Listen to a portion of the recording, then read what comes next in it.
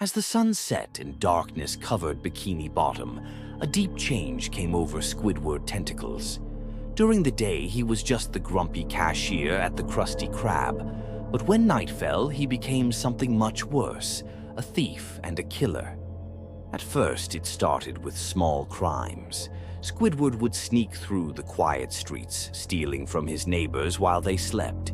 He took anything he wanted, leaving behind only the slimy trails of his tentacles. Every morning, the people of Bikini Bottom would wake up to find their homes robbed, their valuables gone, with no clue who was behind it. But stealing wasn't enough for Squidward. One night, he decided to satisfy a darker desire.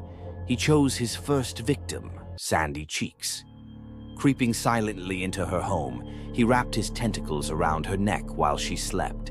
Sandy barely had time to open her eyes in shock before Squidward squeezed the life out of her, her body going limp in his cold grip.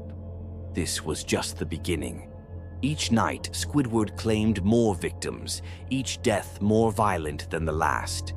Mr. Krabs was found impaled on his own spatula. Patrick Star was ripped apart and left floating in jellyfish fields.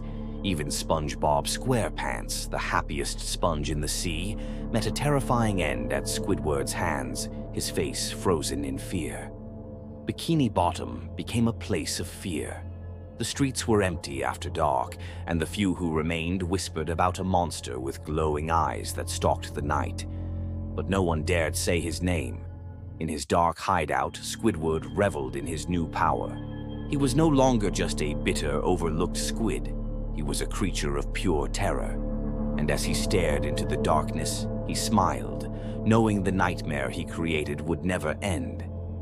Bikini Bottom was forever changed, trapped in a horror it couldn't escape.